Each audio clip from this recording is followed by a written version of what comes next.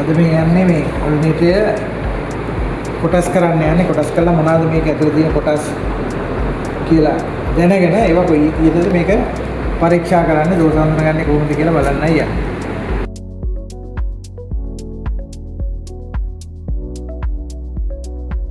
කොටස් කරා රොටර් එකයි ඩ්‍රයිවිං බ්‍රැකට් එක තියෙනවා. ඊට පස්සේ රියර් බ්‍රැකට් එකයි ස්ටේටර් එකයි ඩයෝඩ් ඩිස් එකයි වශයෙන් කෑලි දෙකකට වෙන් කරගත්තා. දැන් මෙන්න ස්ටේටර් සහ ඩයෝඩ් ඩිස් එක වෙන් කරගත්තා. ඊට ස්ටේටර් එක ගත්තාම ස්ටේටර් එකේ ඉඳලා ඇවිල්ලා තිනවා ඩයෝඩ් ඩිස් එකට වයර් කනෙක්ෂන් 1 2 3 4යි. 4යි කියන්නේ මේක තියෙනවා ස්ටේටර් එකේ පේස් 3ක්. පේස් 3 සම්බන්ධ කරලා තිනවා මේකේ ස්ටාර් ක්‍රමයට සම්බන්ධ කරාම මෙතන එනවා පොයින්ට් එකක් කෙරවල් 3ක් එක මේකට කියනවා අපි කොමන් පොයින්ට් එක කියලා. ඊට අමතරව තිනවා මේ තියෙන පේස් 1 පේස් 2 පේස් 3. එතකොට පේස් 3යි කොමන් පොයින්ට් එකයි ඇවිල්ලා සම්බන්ධ වෙලා තියෙන කෙලින්ම ඩයෝඩ් S එකට. ඩයෝඩ් S එක ගත්තොත් මේ පැත්තේ තියෙනවා ඩයෝඩ් 4ක් නෙගටිව් ප්ලේට් එක. මේ පැත්තේ තියෙනවා ඩයෝඩ් 4ක් පොසිටිව් ප්ලේට් එක. එතකොට මෙතන ජෙනරේට් කරන 3 phase AC DC කිරීම සඳහා පාවිච්චි කරලා තියෙන ඩයෝඩ් S එක ධන ප්ලේට් එකට ඩයෝඩ් 4ක් සහ ඍණ ප්ලේට් එකට ඩයෝඩ් 4ක් වශයෙන් සමන්විත වෙනවා. right then ස්ටේටර් වෙන් කරගත්ත ඩයෝඩ් S එකෙන් දැන් කෑලි දෙකක් තියෙනවා. ස්ටේටර් එක ගත්තාම එතකොට දැන් ස්ටේටර් එකේ මේ තුන් දෙනා එකට එකතු වෙලා හිටියේ කොමන් පොයින්ට් කියලා කියපු එකනා මේ තුන් දෙනා තමයි මෙයා එක පේස් එකක් පේස් 1 පේස් 2 පේස් 3 කියන තුන් දෙනා. ඒ තුන් දෙනාගේ අනික් කෙරවල් තුන තමයි මේ එකට එකතු කරලා තිබ්බහම අපි කියන කොමන් කරලා. ඒතර කොමන් කරලා තිබ්බා. ඒකට එසේකට ඩයෝඩ් එසේකට සම්බන්ධ වෙනකොට තිබ්බේ පොයින්ට් 4යි පාහන තියෙනවා. 1 2 3යි 4යි තියෙන්නේ. එතකොට දැන් තියෙනවා මෙතන 1 2 3යි මේ කොමන් පොයින්ට් එක මම එතන කම්බි තුනක් තියපු එක ආයි ලෙව්වනවා. ඒක තියෙනවා දැන් වෙන් කරලා තියෙනවා කම්බි තුනක්. ඒ කියන්නේ මේක තියෙනවා වයින්ඩින් තුනක් හැම වයින්ඩින්කම බිගිනින් එකක් තියෙනවා එන්ඩින් එකක් තියෙනවා. එතකොට මේ තුන් දෙනා බිගිනින් කියලා සැලකුවොත් මේ තියෙන්නේ එන්ඩින් 3. එන්ඩින් 3 එකට එකතු කරලා තමයි මේ ඩයෝඩ් S එකට මෙතනට සම්බන්ධ කරලා තිබ්බේ. right. දැන් ඩයෝඩ් S එක ගත්තාම මෙතන තියෙනවා ඔය කියපු සම්බන්ධතා දෙන්න ඕනේ තැන් ටික. Pace 1, pace 2, pace 3 common point එක. හතරක් තියෙනවා. එතකොට හතරක් තියෙනවා කියන්නේ ඩයෝඩ් මේ පැත්තේ ධන පැත්තට 4යි, ඍණ පැත්තට 3යි, 1යි, 4යි. මෙතන තියෙනවා පින් 3ක්. පින් 3ක් තියෙනවා කියන්නේ මෙතන දෙන්නෙක් බ්‍රෂ් දෙක. මෙතන තියෙනවා බ්‍රෂ් දෙකක්. ඒකට මේ තියෙන්නේ බ්‍රෂ් දෙකක්. ඉතිරි එක තියෙනවා කෙලින්ම මෙන්න මෙතන අර කොමන් පොයින්ට් එකේ ඉඳලා ආපු කනෙක්ෂන් එක තමයි මෙතන තියෙන්නේ. ඒක අපිට චෙක් කරගන්න පුළුවන්. ඒකට මේක තමයි කොමන් පොයින්ට් එක කියලා. මේක කොමන් පොයින්ට් එක නම් මීට අදාළව තියෙනවා මෙතනද කොහෙද කියලා හොයන්න යන්නේ ඈ.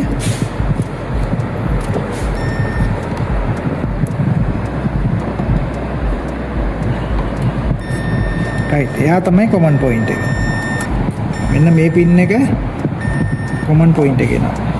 right මේ පැත්තේ තියෙන පින් එක කොමන් පොයින්ට්. එහෙනම් මෙතන දෙන්නෙක් ඉන්නවා. මේ දෙන්න තමයි මේ බ්‍රෂ් දෙක තමයි ඉතිරි පින් දෙක වෙන්නේ. right මේක බලමු. ඔන්න එයා ඒ බ්‍රෂ් එක. ඒතර මෙයා ඉතුරු වුණා. එයා කියන්නේ එහෙනම් අනිවාර්යෙන් පල්ලෙහා බ්‍රෂ් එකේ. right එහෙමනම් ඔන්න තුන් දෙනා හඳුනගත්තා. මෙතන ඉන්න පින් තුන කවුද පින් තුන? බ්‍රෂ් දෙකෙන් දෙකක් තියෙනවා. කොමන් පොයින්ට් එකෙන් එකක් තියෙනවා. එතකොට ওই තුනත් හඳුනගන්න. ඊළඟට මෙයාව දැන් අපි චෙක් කරගන්න ඕනේ මේක හොඳ තත්ත්වයේ තියෙනවාද කියලා. ඒකට ඒ චෙක් කරගන්නත් අපිට මල්ටිමීටරේ යූස් කරන්න පුළුවන්. right දැන් මම ඔන්න තියාගත්තා එක බිගිනින් එකක්.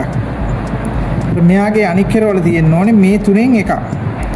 මේ තුනෙන් එකක් තමයි වෙන්න ඕනේ. බලමු කවුද? එයා නෙමෙයි. right මෙන්න මෙයා. අනිත් දෙන්නත් එක්ක රීඩින් නෑ. right ඊළඟට එනවා දෙවෙනි පේස් එක. ඒකට දෙවෙනි පේස් එකේ එන්න ඕනේ මෙතනින් එකක් තියෙනවා. right මෙයා ඉන්නවා. මේ දෙන්නට නෑ. ඊළඟට මෙයා තමයි තුන්වෙනි පේස් එක. තුන්වෙනි පේස් එකේ එක්කෙනත් මෙතන ඉන්නවා. එන අනිවාර්යෙන්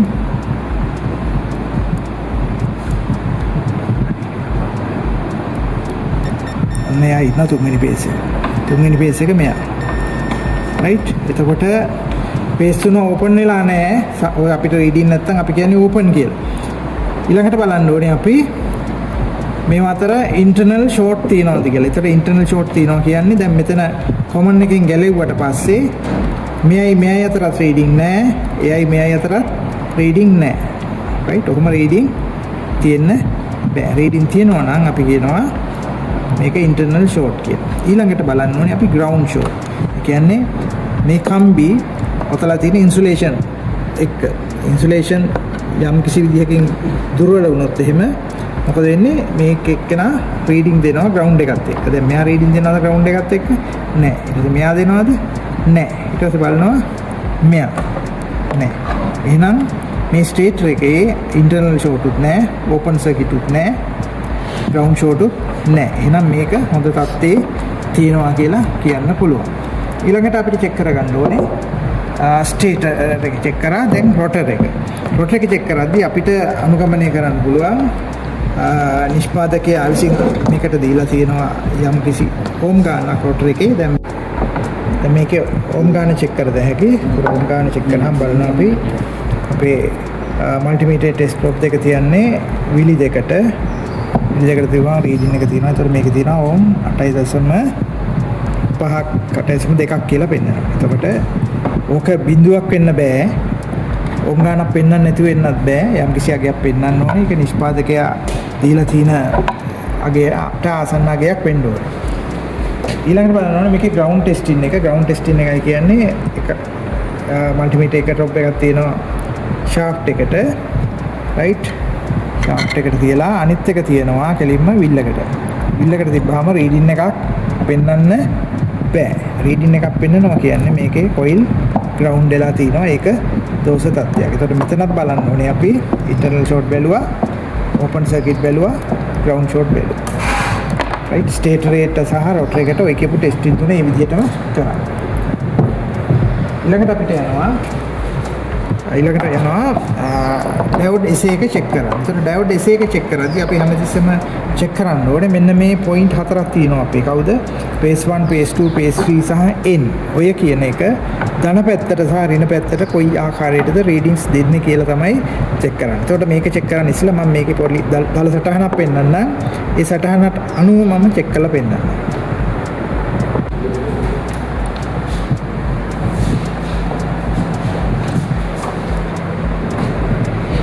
right. එතකොට ධන ප්ලේට් එකට ඩයෝඩ් 4යි ඍණ ප්ලේට් එකට ඩයෝඩ් 4යි වශයෙන් තමයි පිටලා තියෙන්නේ. දැන් මේක චෙක් කරද්දී අපි ධන හෝ ඍණ දැන්